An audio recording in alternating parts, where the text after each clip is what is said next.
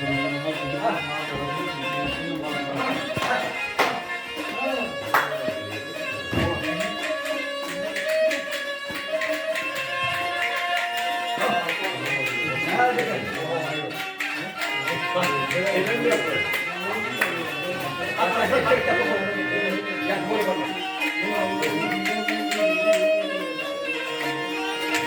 yar geley,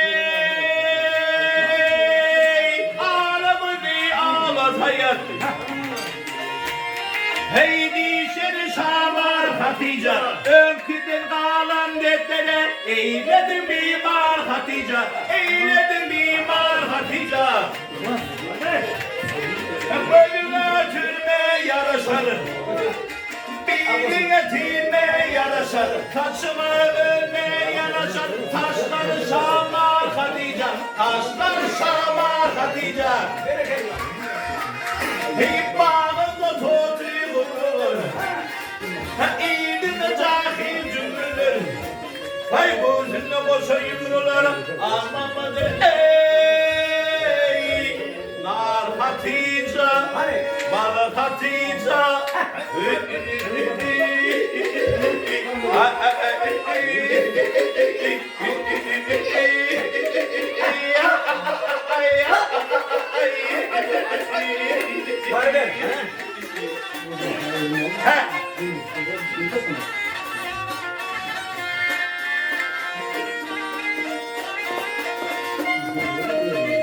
Yar yatini dinlen detine,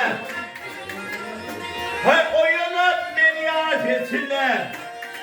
Ey saçı düşeri yerin setine, zümrünü tatar Hatice, zümrünü tatar Hatice. Hey teydini yerim bu şetlere, başladım köyüne yurtlara, hey beni tükenmez dertlere, sen eyledin ey nar Hatice.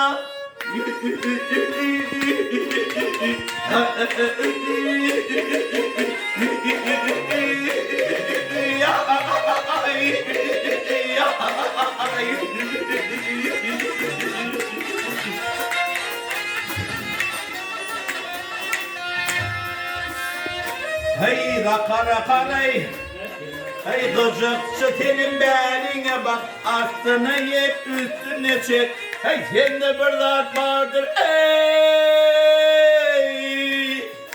hey nar Hatice, bal Hatice.